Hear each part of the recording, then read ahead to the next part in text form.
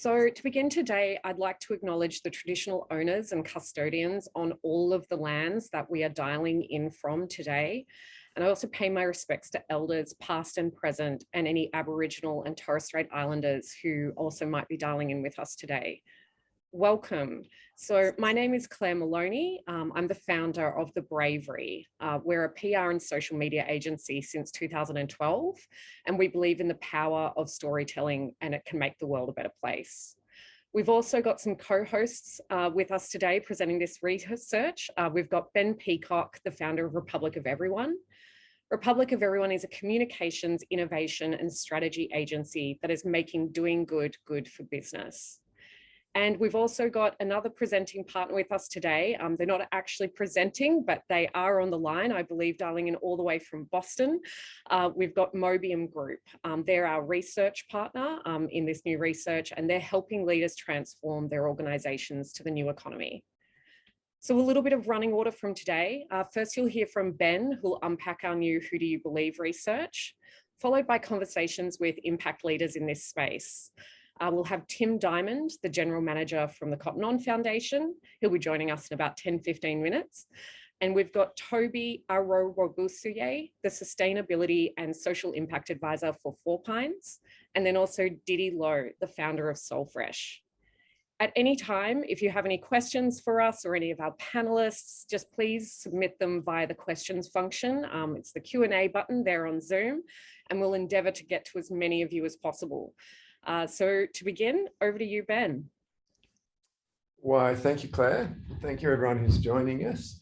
Look, I'll kick off. I'll just share my screen as you do with these things. I will ask the panelists that I can see to give me a nod that you can see that presentation. Excellent, thank you very much. I guess first, just a little background on why we're doing this presentation. Look, I guess we've been doing this about 15 years in this country, helping brands, companies work out what they should be doing in sustainability, how they should be doing it, how they should be, the strategy, the communications. And of course, a large part of that is market knowledge. You always want to start by looking at your audience, what they believe, what they care about, what's going on out there. And I imagine pretty much everyone on this call would have been frustrated to find that every time you go looking for that information, you can find as much as you want on the USA market or the UK market or the big global study with 20,000 participants done by some big international company. But it was always very hard to find localized information.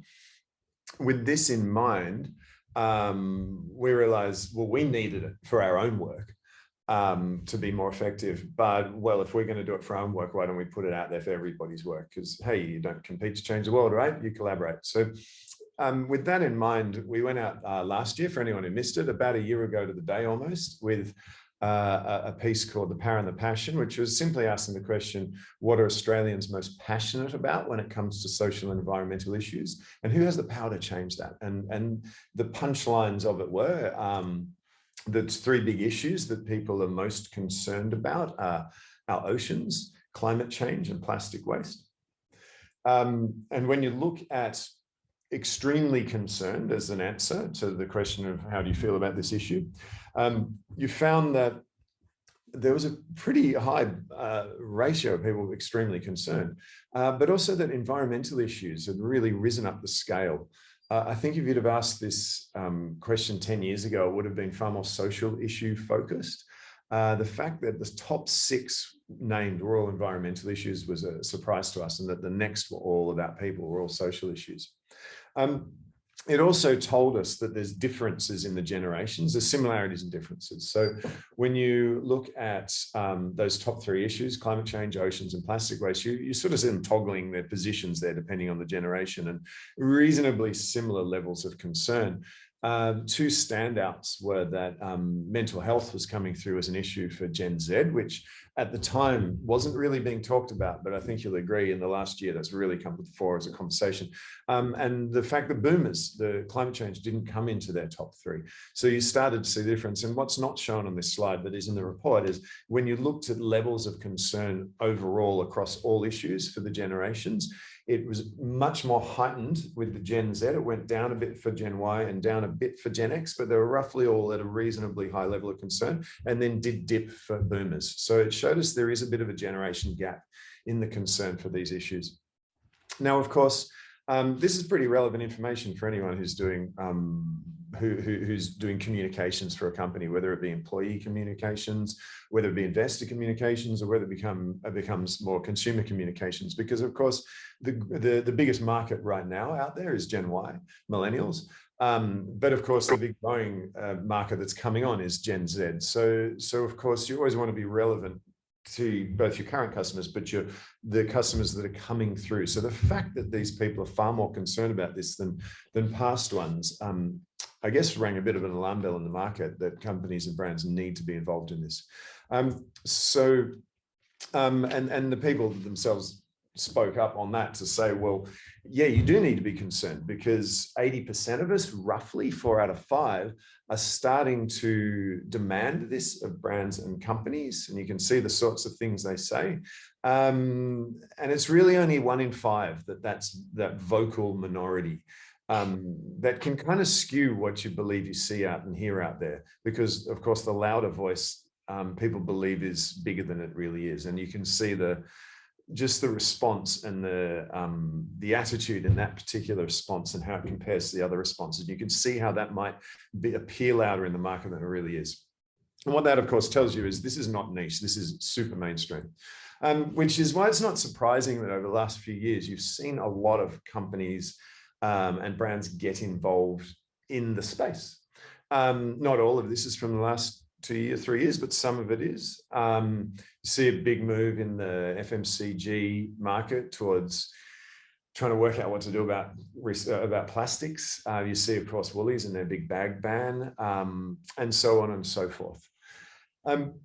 So the question that we wanted to ask is, with this kind of flurry of activity from brands and companies, like there's the action, what you do, and then there's the ability to leverage that for business benefit by gaining consumer preference, by getting employee engagement, by gaining investor preference. And the question becomes, and that's a very important part of it, of course, because if you can get a company to do good things, improve its product, improve its environmental impact, improve its social impact, and then be able to see that led to business benefits, you're going to grow the appetite within that company to do more. And in our opinion, that's one of the ways that you change the world, is you create this demand within companies to do more and more and more of this until it becomes, what can we do next? And that's the rolling stone, if you like, the snowball that you want to create here. So that begged the question that we asked here. Not who is being the most sustainable, not who is doing the most. That's, you could probably go look at things like DJSI and so on to find at least some sort of an answer to that. But more the question is, who's leveraging what they're doing most effectively for this business benefit, and therefore creating extra demand for that change within their organization. So who is it and why? And that's the question we're going to answer today.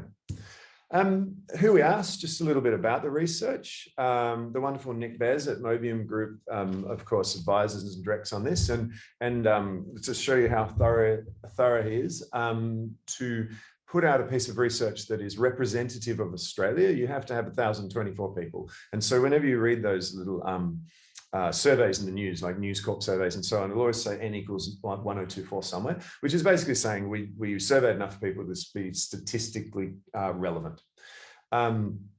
We don't think that's good enough, or Nick doesn't think that's good enough. So he makes us do 2,000 people. So this is twice your average survey in terms of how many people asks. And there's another good reason to that, which is we want to get out to people in all walks of life, not let this just be cities or wherever. But also this mix of generations is important. And what that 2,000 allows us to do is have 500 people across each of the 4 generations, which gives us this nice comparable data and shows us not like 15 to 24-year-olds, which is always slightly awkward, but really what is the generation shift with this? And we asked them which brands do they believe are acting to improve society and the planet, and how does that impact what they buy and who they want to work for? And also, well, what makes them believe that it's true? When we ask them this, we define it. We have to define it. You can't just go out in the market and say social environmental issues. I don't think people have different levels of understanding of it. So we define it. We say environmental issues, like ones like you see on the left, and social issues are the sorts of things you see on the right. So we're very clear of what we're talking about. we started by asking, I guess, a very similar question to what we asked in Power and the Passion. Does business have a responsibility here? And we got pretty much the same answer. It's 4 out of 5 again. So it's always nice to be reassured with the same answer, because you know what you're hearing is true. So 4 out of 5 people say business has a responsibility to improve social and environmental issues. And you'll see that's fairly high across all the sectors. So basically what you're seeing there is people really think everyone needs to do something about this stuff. Which issues? All of them, the whole lot. They want to see, and that's a big conversation for anybody setting a strategy within an organization, is yes, it's good to have your lead and your priority issues, but really you need to be doing something about pretty much everything. Importantly, again, when you start to ask the same question in different shapes and you get the same answer, it's comforting. 78%, 4 out of 5 again. Consider a brand's social and environmental actions when they make a purchase. And of course, we brought a new piece of thinking into this one, not just about what they buy, but where they work. Because of course, we've got the great resignation and a talent drought at the moment. So very important, of course, to the current situation. 56% of people consider a brand's social and environmental actions when they choose the next place of work. But that is an aggregated figure, and it changes significantly when you look down the generations. You'll see that the number of people who, that 4 out of 5 number is reasonably consistent in terms of purchase decisions down the generations. Again, drops off. You can see what I was saying before, the drop off between Z to Y to X is not that significant, but it's a bit more when you start, it goes 2, 2, and then 7. So boomers are lagging in their purchase preferences, but 72% is still pretty high, right? But look at that, where they work. One can only guess that boomers aren't really planning to work anywhere else. So that's probably why they make that statement. But if you're in the market for talent, 77%, 69% for those younger generations is pretty high. You want to have a story for these people. The bad news is, while they want this action and they really think it should happen, there's a real gap between the action they want and the action they think is happening. So the yellow, orange bars represent the percentage of people who feel companies and brands should be acting on the issue, and the black is, well, what percentage do they think are actually doing something on the issue? And you can see that the gap is anywhere from 16 to 32%, but never less than that. So in short, people kind of think the business market's letting them down a bit. So there's a way to go. Now that can be looked at as bad news, which kind of is in some ways. It can look as opportunity as well, that companies who do this well can close that gap and leap out as leaders. Worrying for anyone doing communications in this space is 86% of Australians are skeptical about the social and environmental claims brands and businesses make. So you have to be very careful how you state this stuff. Everything from when you communicate to where you communicate to how you communicate. Because what we'll see in a little while is if you're just thinking of going and running a whole bunch of TV ads, you're probably going to shoot yourself in the foot, and you're going to fall into this 86%. In fact, a lot of trust to be built here by the business community, least trusted of all sectors to be acting with long-term social and environmental interests at heart. Interestingly, the sector they trust most is themselves, individuals and households. These are probably the 2 most interesting slides, or 3, the next 3 are the most interesting slides in the whole deck. We basically said to people, we didn't give them a list, we didn't name a business, we just gave them the open question. Could you please name us a brand or a business, any one of them, that you feel is helping improve social and environmental issues in Australia? Anything, who would you name? And you would think, I imagine everybody on this webinar, if asked, could name someone. Because if you're here, you care about this sector, so you've thought about it. There's a big gap between people who are working in this sector and people who are just getting on with their daily lives, who are not in this sector. 3 out of 4 of them cannot name a single brand or business that they feel is helping to improve social and environmental issues. It's interesting, we posted stuff about this on LinkedIn this morning, and somebody said that shows the dire strait of sustainability in Australia, and it's probably a correct comment. To which I responded, yeah, but it's also the glass half full side. It means if you're a company thinking we should be doing more in this space, opportunity is wide open for leadership, wide open. Therefore, now is the time. Some brands are doing it better than others. Of those who can, I wish I could see all your faces, because whenever we've shown this, this is the moment. Some brands are cutting through. Of those people who can name a brand, so of the 25% of people who can name a brand, 1 in 5 named Woolworths, 1 in 10 named Coles, and 1 in 20 named Cotton On. Two big takeaways there, I think. One is that the grocery sector is clearly doing something that others are not doing. I would also suspect that's a sector that has a lot of touch points regularly with customers. Therefore, they have more opportunity to, they have a lot of different products, and therefore a lot of opportunity to do everything from supporting farmers to the like. But also they have a lot of opportunities to engage with customers. That's just a piece of guesswork out of that. I think the other thing to be said there is Cotton On would seem to be, for the size of that brand and company in Australia, I know they're not a small company, but thinking about all the different companies and brands there are in Australia, if you'd have just said name any brand or company, I doubt many people would put them in their top 5 top of mind brands. They come in at number 3, so they're punching well above their weight. So they're clearly doing something right as well that we can learn from. Here's the other aha moment slide. If you look at the top 10, and these balls are roughly to scale, roughly, not that we measured them, we kind of guessed them, but they're about right. You got Woolies, Coles, Cotton On, obviously. Body Shop, I don't think is any great surprise. They built their entire business on the idea of against animal testing. BHP has raised a few eyebrows, but we've looked at that ourselves and said, look, we all live in probably a city sustainability bubble. We don't have a lot of interaction with BHP as a company. The mining sector essentially developed the concept of social license to operate by ensuring that they had or have good programs to give back to the communities that they operate in. And when we investigate that a little further, it is very much their social programs. And the fact that if you do go to rural regional areas, they're all over community things. And so that's probably been brought up a lot by your respondents in those areas.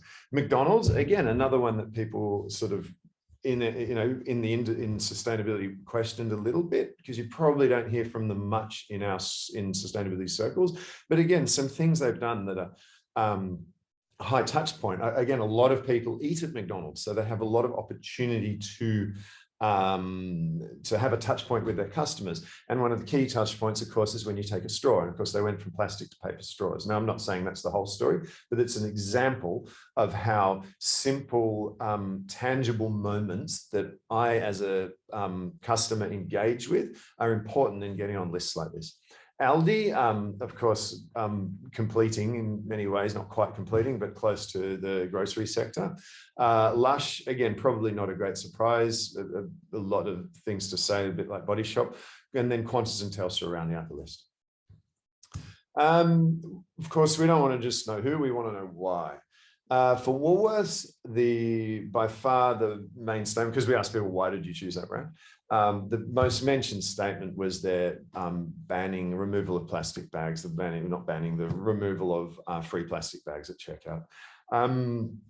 While that's a bit of a fait accompli now, you have to go back to that time and just what a contentious thing that was. There were a lot of people getting upset about that. Rah, rah, rah, rah, you've made my shopping harder, et cetera, et cetera, et cetera. What they did there really was changed how pretty much 100%, probably not quite, but not far off it, of Australia, changed a part of everyone's life. The second you couldn't do that, that made everybody need to either buy or take bags with them. So that was a very high profile thing for them to do, and a very, I'm sure contentious. I'm sure they spoke a lot about it internally before they made that decision. But what you can see is that, among other things, propelled them to that #1 position. Coles, of course, also did the same thing at the same time, but it wasn't mentioned nearly as much in the verbatim.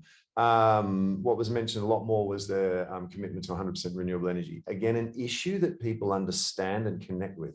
And then for Cotton On, I noted years and years ago, maybe not quite a decade, but not far off it, walking into a Cotton On store and going, wow, there's a lot of communications in here about the foundation and a bit about sustainability. And I watched them over time and how that's grown in the stores. And clearly what we've noted that their use of point of sale and in-store has been consistent and quite strong, has is what would appear to have propelled them to number 3 there. Now, having said that, for all brands, a multiple of factors was mentioned. So it was never just one thing. It was one thing that led the conversation, but backed up by other things. So how do you get on this list? Well, we asked which of these actions makes you believe a brand or business is helping to improve social or environmental issues. And I'm pleased to say, just the first thing to note in this graph, there are 9 things on this chart, is that communications is number 8. You cannot communicate yourself into a winning position in this space alone. Number 1 is actually change what you create.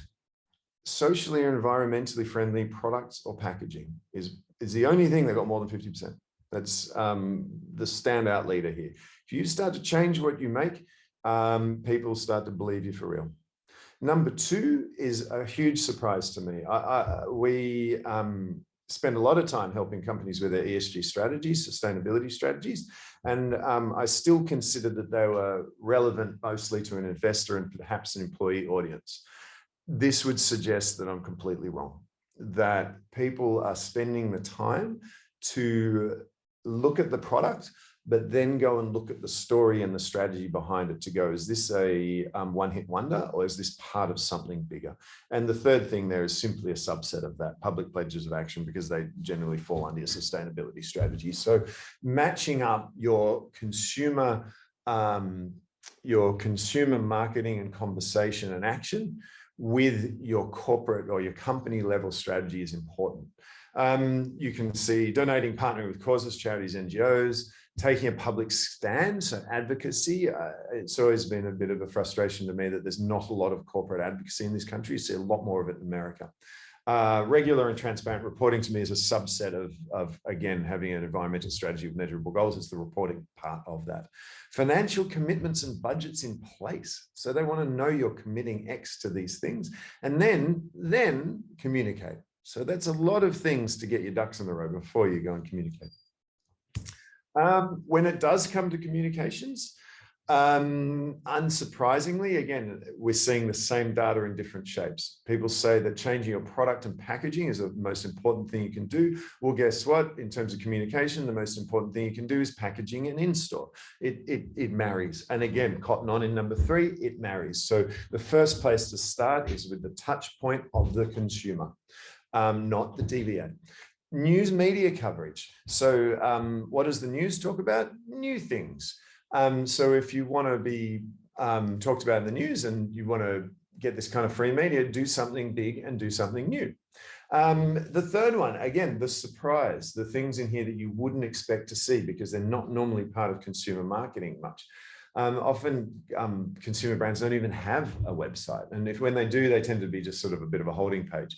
Well, look at that. Getting your information on your company website around what you're doing, your biggest strategy, how you're progressing, et cetera, a very important top 3 touch point for consumers to believe this stuff. Once you've done all this, you can start thinking about running your ad, but not until this is all in place. And that is quite different, I think you'll agree, to how marketers would normally approach marketing. The other thing I'll call out is how low influencer and celebrity endorsement is. It's the last on this list. Now, I don't think that's quite counts for when you go and get someone in the space who's got genuine credibility, like a Laura Wells is the classic. I don't think she counts as celebrity influencer endorsement. I think she counts as subject matter endorsement. I think that's a different thing. But this idea, if you think about the average launch of a new product or this year's marketing program, it would probably go, who's our influencer? It would probably go, who's our, and what are we doing in social media? You see that kind of in the middle, and what are we doing in advertising? So you can see, in a funny way, marketing sustainability is almost the opposite. It's what are we actually doing about the product and unpack? What are we doing that's interesting enough that people might talk about this for us, i.e. we're actually changing the world here. What are we doing to put deeper information out there that people can verify that this is authentic on the website? Okay, now maybe we think about talking about this through some sort of advertising, social media, and that sort of thing. So it is a bit of a flip from the standard way marketing is done. if you want, so that's towards the end, obviously, of my part of the presentation, which if you want sector specific information, we can tell you the top companies in each of those sectors and give you a little bit more steer on your sector. Just email us. You can email hello@republiceveveryone.com and we'll get back to you. But before I go, a couple more things that we have taken out of this. This is us looking at the data and crunching it as opposed to sort of actual data-led stuff. So it's opinion versus the rest of it's fact. For us, the golden rule number one is act first and ads later. And I think you can see that from the data. You really need to do something that earns you the right to talk. Greenwash is essentially when your actions are bigger than your talk. So make sure that your actions are well and truly in place. They're actually creating impact. They're verifiable and authentic before you do anything. If you're going to bother to go to that effort to do something, don't do something small, do something big, something that inspires people and gets them talking about you instead of you having to talk about yourselves. And probably the most important of the three rules, everybody we've spoken to as part of the launch of this who's been successful, brands that are successful, just say the same thing. You've got to just keep doing it. It's a building conversation. Trust comes, as somebody once said, you are what you do repeatedly. So trust comes when you keep doing this over and over again. If you want all that information, a whole lot more, I've just given you the highlights. If you go to whodoyoubelieve.com.au, you can download the report. The wonderful Emily has also put in piles, more than these. This is, I think there's about 12 of them. Case studies of different companies that fall under those golden rules that you can just get inspired by and see what others are doing. So thank you very much. Without further ado, I'm going to pass on to Tim. Are you with us, Tim? I can see you. Hey guys, thanks so much, Ben. Appreciate it. Can you see me there? You got me? I can, and I'm going to now try to click through your slides while you talk. So everyone at home, please bear with my appalling timing. So thank you very much. And hello. Tell me when I need to go to the next one. Yeah, we'll do. Hello to everyone out there. I just want to firstly start by recognizing the traditional owners of the land here where I am on the Surf Coast and Geelong region, the Wathaurong, custodians of this amazing place that we live upon here. And really the way I love to start these talks is give a bit of background, because I think it gives really good context to who we are as an organization at Cotton On and Cotton On Foundation, and just gives a bit of a backstory. Ben did mention stepping into stores maybe 10 years ago and seeing us and our team talking about the foundation, the work that we do. But I think it's really important to kind of rewind the clock a little bit and go back to when we first started back in 2007. We are a private organization. Our owner, Nigel Austin, was actually hit up for a donation back then from a small community over in southern Uganda called Manya. He made the contribution, said, absolutely, we'll contribute, but want to see where the money's going. So he flew across to Uganda, stayed there for a few days, fell in love with the place, came back to our office here in Geelong, and fortunate for me, I was a part of the business back then. He said, mate, you got to get on a plane. So I was, I think about 25, 26 at the time, jumped on a plane and it was about 30 hours in transit. So, went through from Melbourne to Dubai, stopped off in Ethiopia, Nairobi, and then on to Uganda, where I literally jumped in to a pickup truck. I used an Oki strap to close the door, and it was a long 8-hour drive over pothole roads down towards the Tanzania border to this little village. And I got there late at night, was so exhausted. I literally had to feel around for a bed. There was no electricity in the village. So it was pitch black. I had the old Nokia phone flicked out for a little bit of light, fell asleep. I was exhausted and woke up the next morning. And as you guys might know, Uganda is tropical. It's right on the equator. So it was raining and it was absolutely bucketing. So I had the hoodie on. I was walking down past the town on my left, and it's really like a ghost town, very quiet, no one out and about. And I kept walking through. It was quite dark in the morning. And I stood at the doorway of this mud brick hut. And as kind of my eyes adjusted to the light, in the corner were about 30 children sort of huddled up on the ground. There was a beautiful Ugandan woman to the left of me who I later found out was a mother from the village. She was the teacher and this was the school. As I kind of sat down amongst the kids and the rain was still pouring, it was a tin roof, there were holes in the roof. The floor was dirt, that was turning to mud. These beautiful kids, some of them didn't have t-shirts on, no one had shoes on. Their pages were wet, they had broken pencils. And this was really my introduction to education in Uganda. I sat there for the whole day or for half the day. I just watched these kids listen to every single word. This amazing teacher was running through things like maths and English. She was doing an incredible job.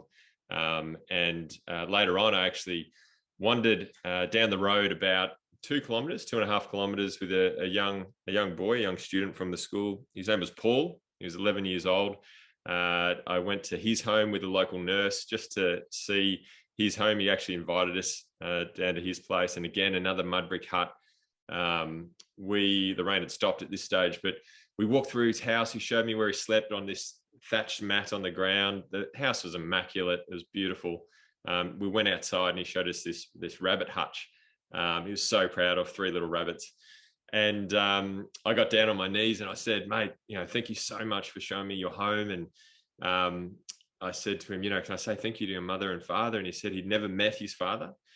And his mother had passed away from HIV/AIDS about a year ago.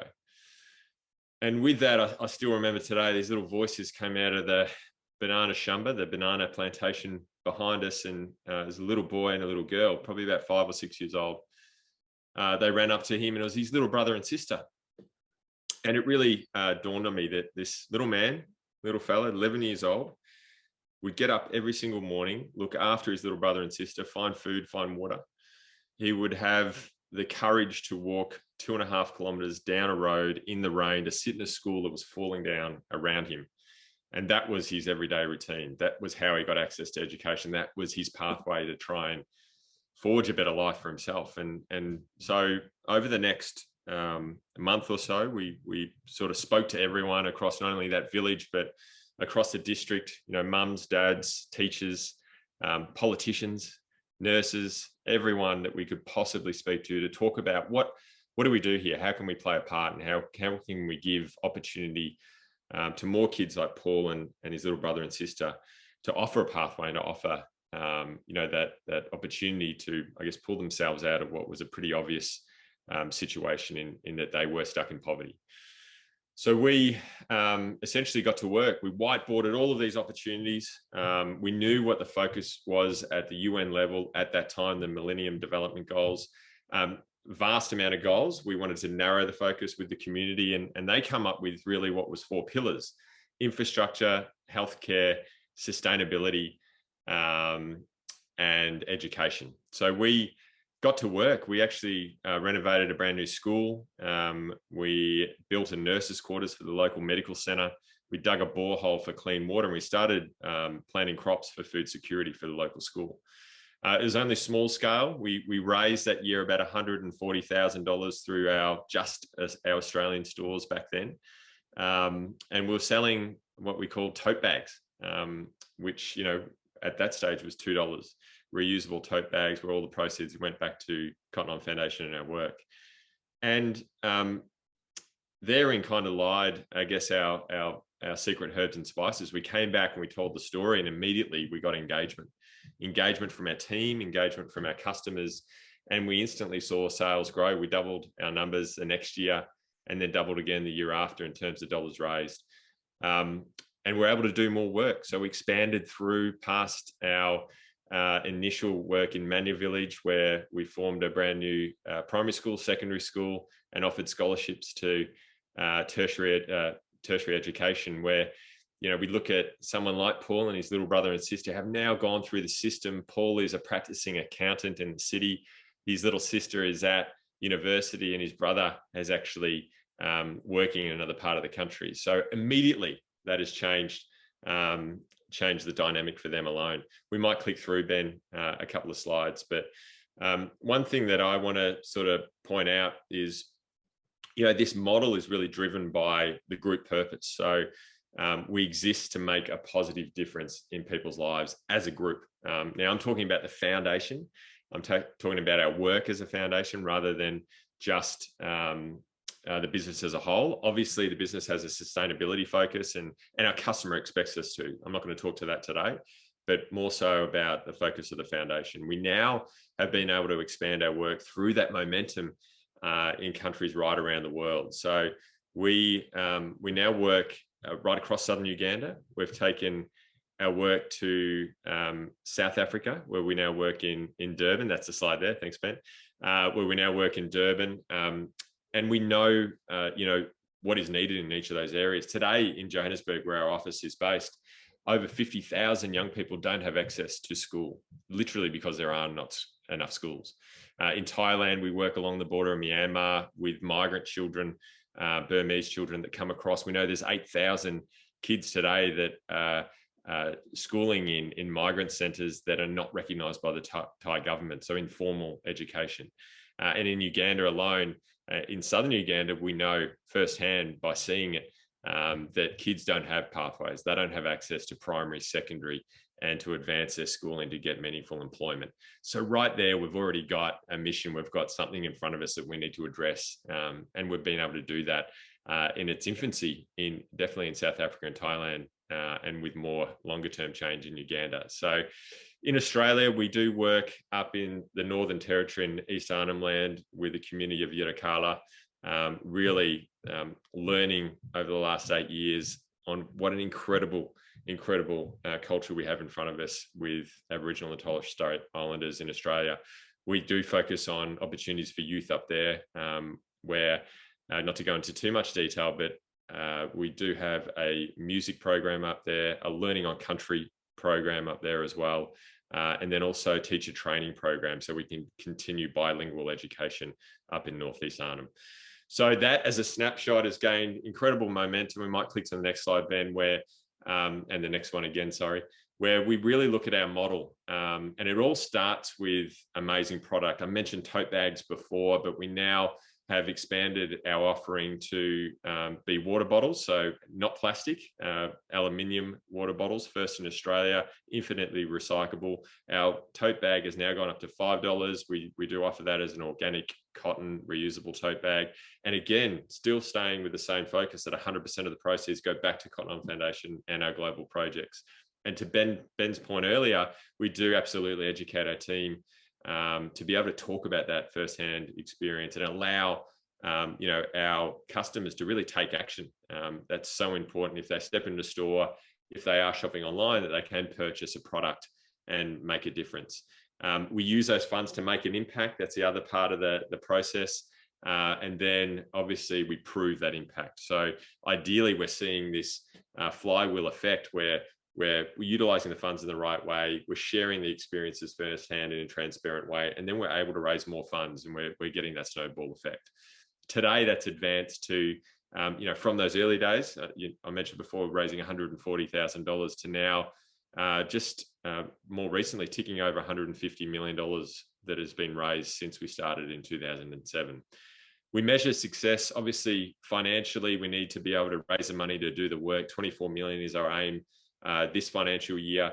We talk about a ratio in store. We try and break it down really simply for our store teams across the globe. We expect that every five transactions, a customer is going to contribute in some way, whether that's buying an item or making a donation.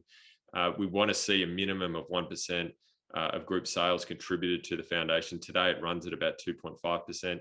And then most importantly, we want to measure impact as well. So everything we do is aligned back to the sustainable development goals to show that as a business, we have a place to play in the overarching focus of not only eradicating poverty, but addressing climate change. And that has now kind of taken us into a new realm where we're now announcing a 5-year plan as an organization. We might just click back before we get to that one, Ben, but we now know that we can, over the next 5 years, raise a further $150 million. So in less than half the time, which is pretty phenomenal, because we do have an amazing platform, an amazing group of team members and customers that will support it. We did ask our customers, very similar to the survey that we're talking about here today, but we did ask our customers, what what matters most to you guys. And we went out to over 16,000 of our customers. They all responded. We got an incredible response rate. But some of the most interesting things that came back was that 87% of those respondents did recognize the Cotton On Foundation, knew who we were, which was probably higher than what we had thought, although they were Perks customers, so they're existing customers. Of those respondents, we asked them, what are the main causes that you want us to focus on as Cotton On Foundation?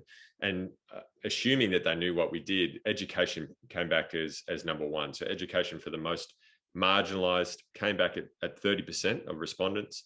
27% was mental health, and then 18% was reduction of poverty, as well as environment, sitting at 18%. So that really helped forge, what does that new plan look like for us? We are going to continue to build more schools, to offer more pathways, and make sure we're focusing on the most marginalized communities. But now we're able to pivot and work on really tangible projects that sit in the mental health space and the environment space. So exciting sort of 5 years that are coming up to not only listen to the customer and our team, but also respond and be able to have that whole platform and fundraising mechanism activate for things that matter most to them as well. So case in point, more recently, on the next slide there, Ben, we, and probably our most recent, not probably, absolutely our most recent example is where we activated for flood relief for our mates up in New South Wales and Queensland more recently. So we saw the problem, we listened, we reacted with our team across Australia.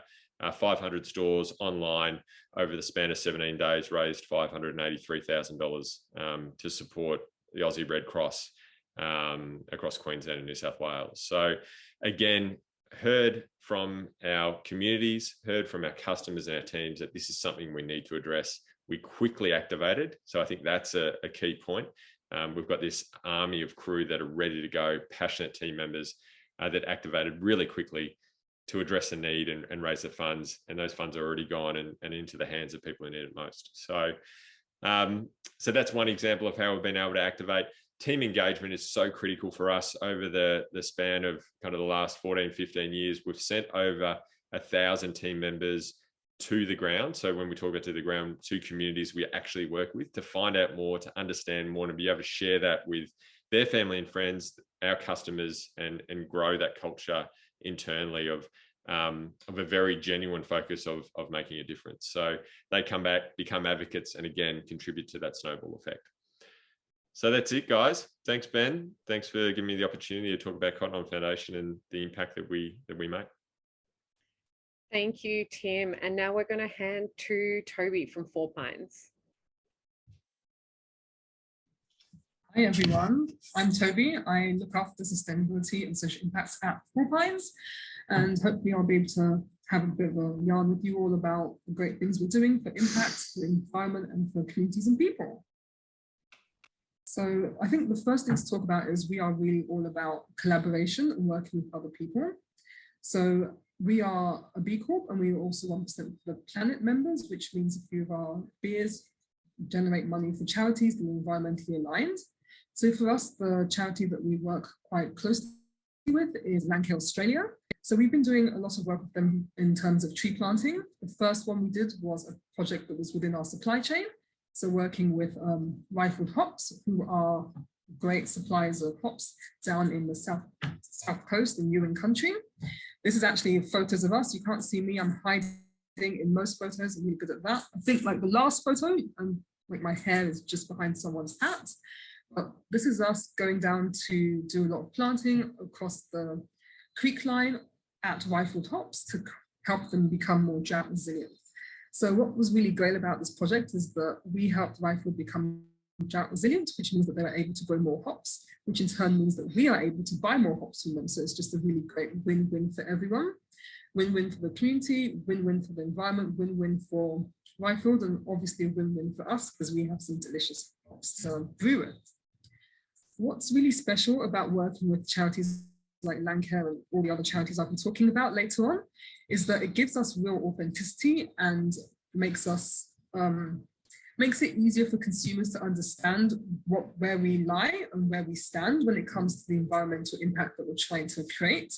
So if you mind going to the next slide, please, Ben. We've worked with Take 3 for the Sea as well.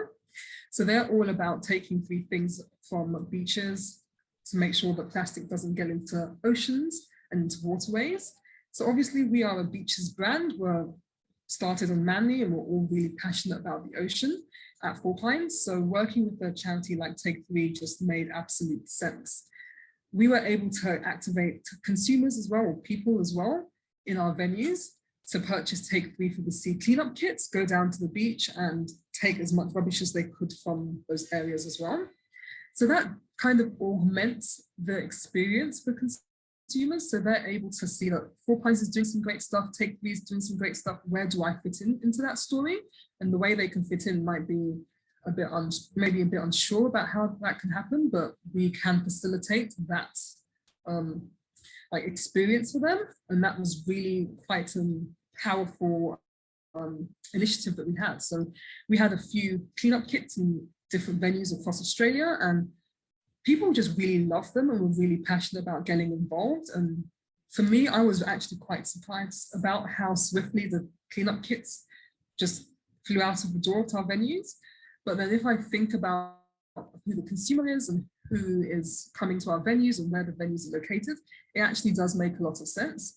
So, you know, just this kind of collaboration where we give consumers the capacity and the tools to do something great, I think is a really good way of being able to join the dots and close the loop on the work that we're doing internally. Another great collaboration, like I said, collaboration, community is going to be a big piece of what Four Pines does, is we worked with Ben & Jerry's. So this isn't a natural bedfellow for us. It could be a bit confusing for consumers, but for us, it made total sense. Ben & Jerry's are also a B Corp. They're a passionately purpose-led brand, and they're all about advocacy. And we thought, how can we work with them to bring an idea or a purpose lens to a story that maybe people aren't really as knowledgeable about in Australia? And we thought, great, renewable energy. The transition to clean energy is definitely the space we need to get into. So Four Pines is powered by PPAs that are all renewable energy, and we also have our own community-funded solar panels. And Ben & Jerry's have been advocating for climate justice for decades, and in Australia specifically, they've been advocating for the transition to renewable and clean energy. So this was just for us, it made total sense. I think what was interesting for me about this is that a little bit of the purpose story was eclipsed by the idea of the collaboration between Ben & Jerry's and what the drink tasted like and the excitement around that. But then if people were able to dig deeper through, like what was said in the report, our website, and through our packaging, they were able to see that why are there solar panels on this? Like, this is meant to be a chocolate chip inspired beer. Why are there solar panels? What do you mean that this is a good beer that gives back? So once you dug a little bit deeper, you would be able to see that this collaboration would be helping a community get solar panels on their roofs through the charity or social enterprise Innova. So like, it's a bit of a layered story, but I like to think that people are pretty smart and can find those layers and want to find those layers. So for me, this collaboration was pretty exciting and brought light to a space that sometimes is forgotten within our government, but sometimes brands and consumers can be really powerful and push that agenda ahead. And the last thing that we also like to do is venue activations. So making sure that we close the loop on everything we're doing within our breweries and within how we're making our beer. So not just being energy efficient and not just being water efficient and having solar panels, but making sure our communities across our venues are also getting involved. So that's anything to do with like flood relief fundraisers and the Take 3 for the Sea vouchers and cleanup kits, and getting involved in fundraising, which is a key part of what our venues tend to do, and also community sponsorship. So we think that we can brew better, and we think that every single time someone drinks our beer, they can be taking a step to making the world a better place. And we don't just think that we can do this by ourselves because we make beer, but we think we have the capacity, and we do have the capacity to work with other people to really push along the impact and purpose story. And I always talk about community, but community is very important. So working with other people and knowing that you can't do this alone, you don't even need to do this alone. Working with other people can get, one, your story pushed along a lot faster, and two, you can have a bigger impact, because as a brewery, we don't have a clue how to get solar panels on community roofs, but we do know that other people have that capacity. So it's really good to work with other people. And also reiterating the repeat. Four Pines has been doing a lot of impact work for a lot of time, but we didn't really talk about it. But now we're deciding it's probably time to talk about all the things we've been doing, because we wanted to be as authentic and as sincere as we could be. So just jumping into the market, doing something because it's the trendy thing to do right now to talk about sustainability, can lose people's respect or how much they believe what we're doing. So for us, it was a bit of a slow and steady journey. And so now we can talk about all the great things we're doing and focus in on big, impactful projects that speak to not only the work we're doing now, but our legacy work. So for me, that's a really exciting space to be looking at. How do you carry on talking about the work you've been doing in the past, but make it relevant for where consumers are in their sustainability journey and their sustainability knowledge now? So I think like the key takeaways for me when reading the report, and also from looking at the work we do at Four Pines, is people are smarter than we assume. They do know a lot more about sustainability than we assume, and they're ready for the information to be given to them in a way that is maybe a bit more sophisticated than we have been giving them. And people are ready for brands to stand up and be active and have a stand and believe in something beyond just we are green or we are sustainable. So yeah, it's a really good time to be jumping into the sustainability communications world, and it's a really good time for brands to stand up and show out and do the talking and do the walking, and not just do the walking. I'm sure everyone understands what that is. So yeah, thank you everyone for your time. Thank you, Ttobie. And now we're going to hand it straight to Didi Lo from Soulfresh. G'day everyone. Hey, pleasure to meet you all online. Obviously we're a little bit tight on time, so I'll sort of try and whip through this without taking too long. But what I thought I'd just quickly do for everyone is just sort of frame who we are. So for those of you who haven't heard of Soulfresh, we are a better for you food and beverage company. And so been around for 20 years, started selling product from Byron Bay, actually 20 years ago. And, you know, we've evolved a lot over the years, and we now operate across 3 countries, Australia, New Zealand, and the UK. And we sort of export to a lot more, but they're the countries where we have sort of teams and operations in place. We've really been on the forefront of better for you food consumption. So, you know, we've been pushing hard to be sort of fast and innovative. We've really focused around like process and authenticity, but also just focusing on products that we know people love. And so what we've been trying to do for the last 20 years is really sort of take the products that people love the most and make it a whole lot better. And I think there's just a real piece here where, you know, when we look at a lot of food, it's so transactional. It's such mindless consumption in a lot of cases. And I think a lot of the industry and big food has driven that. And, you know, and so up until this point, if you like, we've almost been like a David v. Goliath versus big food. But over the last few years, you know, despite all of the good we've tried to do, I think the reality is, you know, we all sit here and the world's pretty screwed and it's getting worse every day. And, you know, in the food industry, you can do more good or more harm because food is such a highly consumed product. And so, you know, as we've thought about the meaning of actually success and what it means to be in business, we really realized that, you know, as an organization, we've done great things around better for you, but we haven't really been thinking, you know, broadly enough. And if you just sort of flick through, Ben, a couple of slides, you know, we've been on this journey now to really change ourselves from being, if you like, this sort of multi-category, you know, food business to really trying to be a very purpose-centered organization.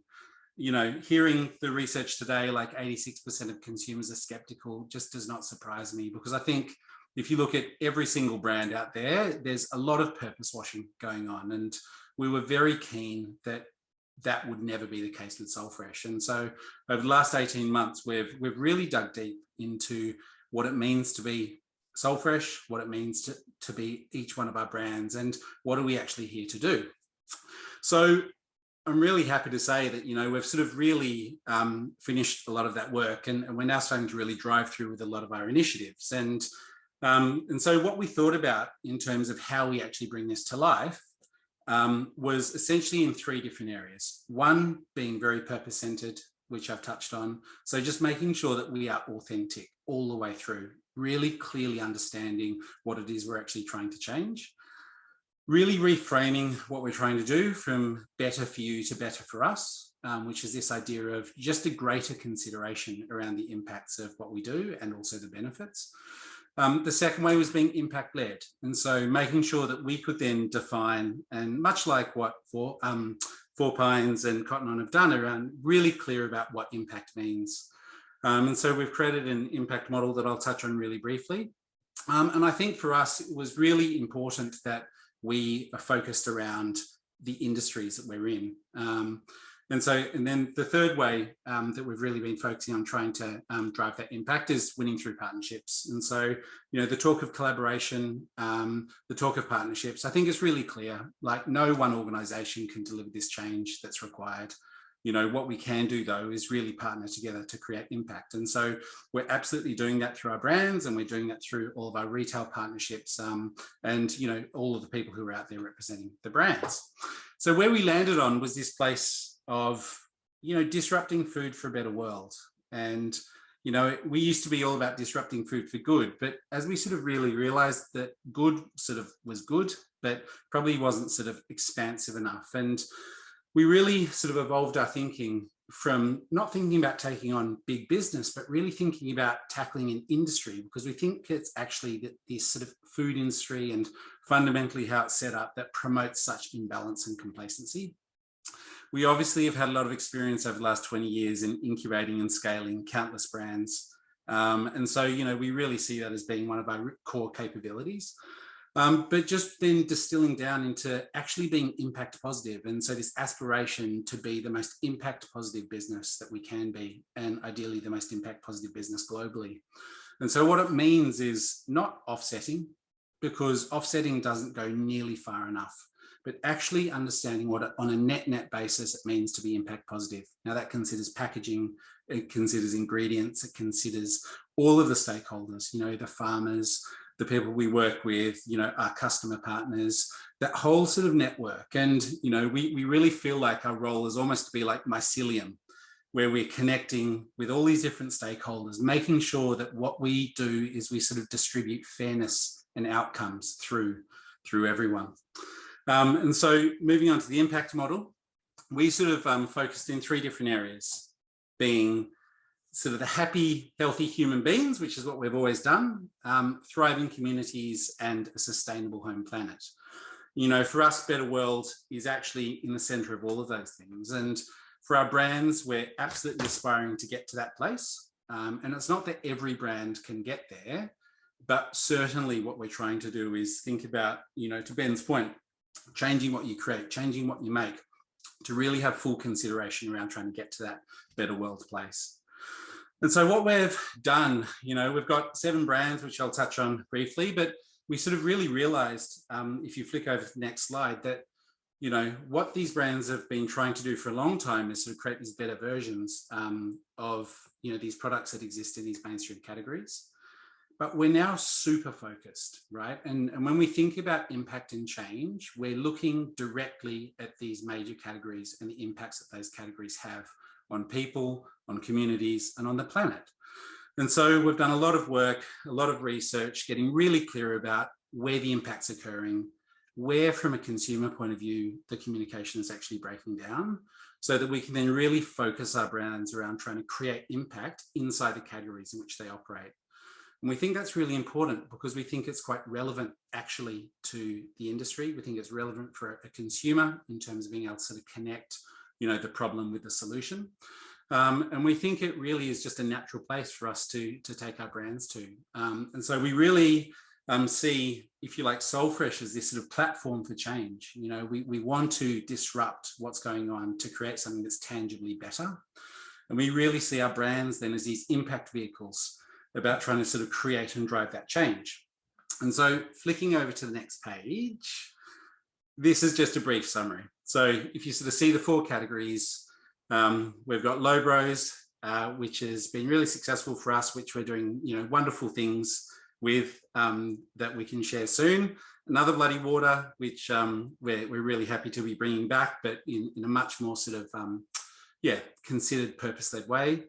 For those of you who don't know, Hey Tiger is an incredible brand started by Cyan and Collis, female founded, who are doing amazing things, and we brought them into the Soulfresh family.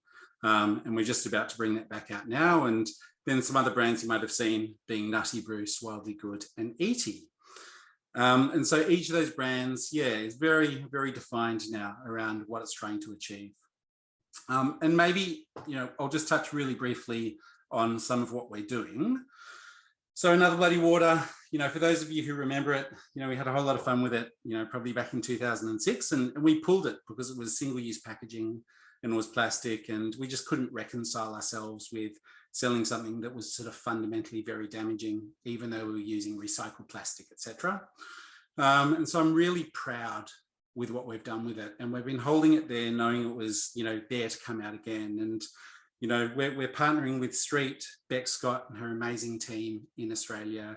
We're partnering with LifeWise, Aaron Hendry and his amazing team in New Zealand. And Another Bloody Water was a brand that was from the streets, and it's always been for the streets. And so we're donating 50% of the profits to end youth homelessness, and really trying to do it again through this sort of partnership impact model with partners who are very well honed into how to be effective in that space, where to use that money in the most beneficial way.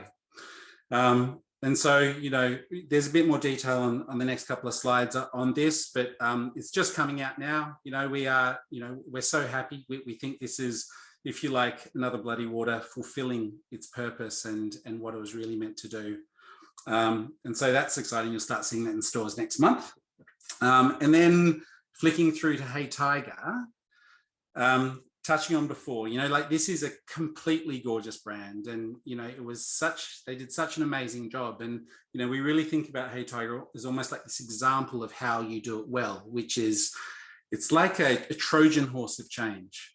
So, you know, it's beautiful, it tastes amazing, it's incredibly fashionable, you know, it's something that you just want to be part of. Yet what they do is they do some real good. And you know, so what we've done in bringing Hey Tiger in is really try to then hone that. And, you know, we're really sort of, if you like, taking all of what Cyan did originally with the brand and partnering with the Hunger Project and really focusing it. And so, you know, the brand is very focused now around the empowerment of women and children, and then also female entrepreneurship. And so the Hunger Project, for those of you who haven't heard of them, an incredible organization. They basically, they don't hand out money, but they educate and train communities to become self-sufficient. And so, you know, for us, it was just such a natural, wonderful partner that we wanted to really sort of accelerate with. And so we're really focusing with them, you know, around trying to drive this change. And, you know, education has been used a few times in this presentation. You know, education is so key if we're to bring people out of hardship. And so, you know, often it is the women and children who are the most adversely affected when things are hard. And so we just thought it just made perfect sense. And so that also launches next month. And, you know, we've got some really exciting things planned. And yeah, so that for us, I think will be sort of an amazing addition to Peacock. And then finally, you know, something I can't really touch on, which is probably our biggest initiative, is coming out September. So we think this is a game changer, if I can say. And, you know, the reason we love it is because I feel like it's then, if you like, the culmination of 2 years now of really deep thinking around what change actually means. And so, you know, for us, this is our next step, and, you know, and then we'll continue doing this every 6 to 12 months, having these major initiatives behind the brands to really drive change. And, you know, we think it puts us in this unique position because we've got, you know, quasi global scale. that we're a very small business and we genuinely want real impact and change. And, you know, I think as a business, we can really sort of deliver to that. And, you know, it sort of fulfills this idea of, you know, profit as an outcome, not as a target, but impact actually as the main thing we're trying to do.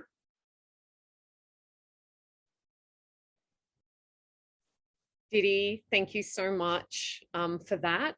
And thank you as well to Ttobie from Four Pines and also Tim from Cotton On.